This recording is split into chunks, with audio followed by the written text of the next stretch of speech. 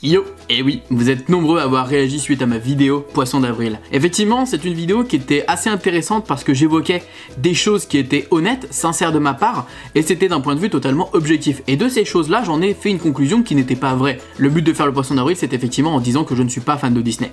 Mais j'ai évoqué plein de points négatifs, plein de défauts que a actuellement Disney, mais pour montrer que des fois ça peut être une force, comme des fois ça peut être une faiblesse. Mais enfin bon, en tout cas, je vous rassure, je suis bel et bien toujours fan de Disney, et aujourd'hui, on va parler de Disneyland Paris et un de ses plus gros projets en termes de travaux. Vous allez voir qu'il y a beaucoup de choses à dire dans cette vidéo. Allez, j'espère que la vidéo va vous plaire. Let's go, c'est parti.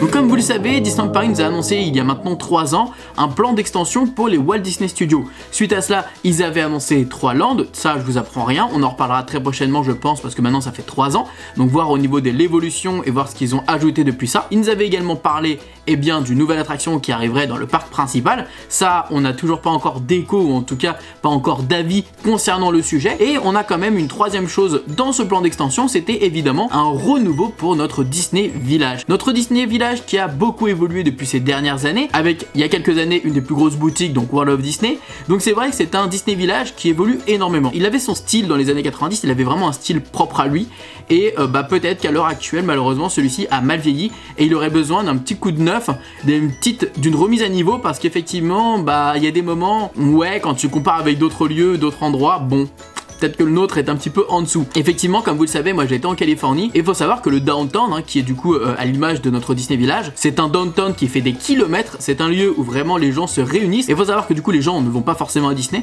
mais se réunissaient là-bas le soir, parce que c'était vraiment un lieu où il y avait des tonnes de bars, donc du coup des restos, des fast-food, un bowling, voilà, il y avait vraiment plein d'activités qui leur permettaient vraiment de se réunir là-bas le soir, prendre un petit apéro et puis voilà. Le problème de notre Disney Village actuellement, c'est qu'on n'a pas forcément tant de lieux que ça pour se réunir, et puis ça reste quand même très petit. Donc ce que Disney a décidé, c'est évidemment de l'élargir, de l'agrandir et de proposer des plans d'extension. Donc là, grâce à Outsiders, on a eu des plans en exclusivité et des plans en avant-première. Alors ce ne sont pas des plans qui ont été balancés de la part de Disney officiellement, mais ce sont des plans qui ont l'air quand même très véridiques. Ça doit être des plans des Walt Disney Imagineering, et ça nous montre l'évolution de ce que pourrait donner le Disney Village. On voit que le Dinner par exemple pourrait prendre le thème de Cars.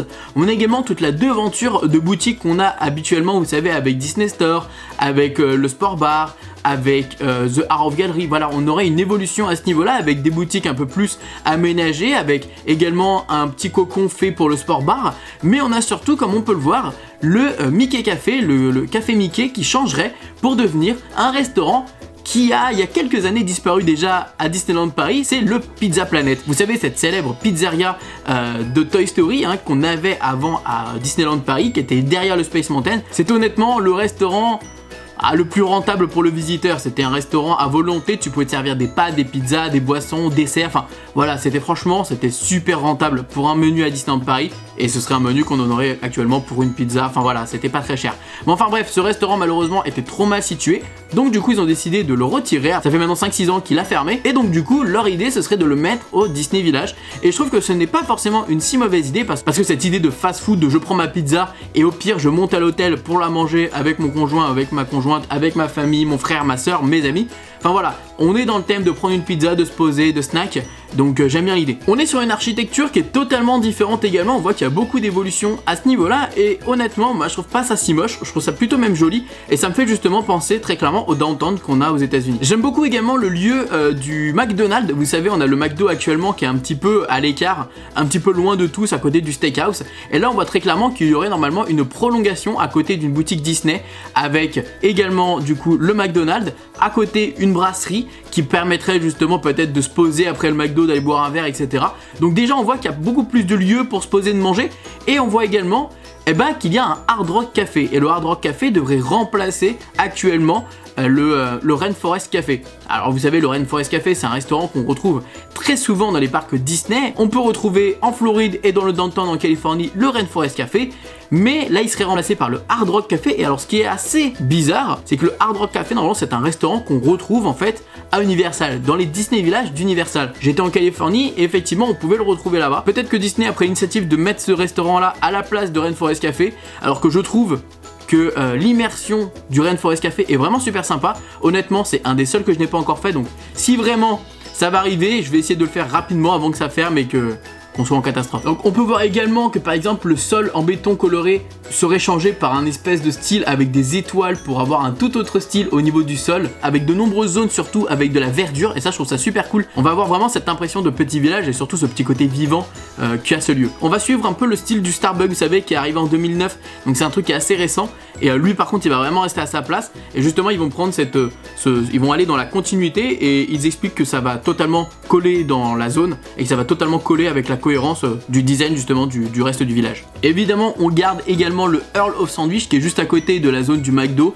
Donc voilà, cette petite zone avec cette petite terrasse, etc.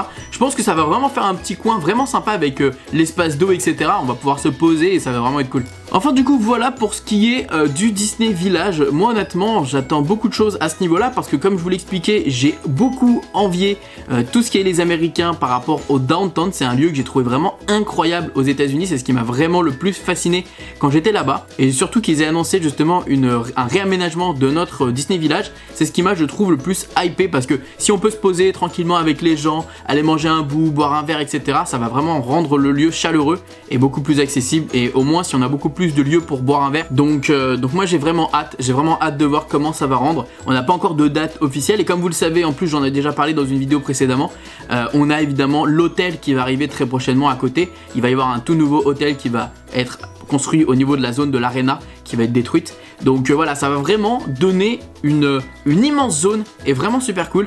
Donc n'hésitez pas à vous me dire que vous aimeriez retrouver comme boutique, en tout cas dans le Disney Village. Je ne sais pas ce qu'ils vont faire du Planet Hollywood. On sait que celui-ci actuellement c'est pas celui qui vieillit le mieux. Au niveau des prix ça reste un peu cher pour ce que c'est. Au niveau de la thématisation on est dans un truc vraiment cool, mais pour le coup la déco ça fait très vintage.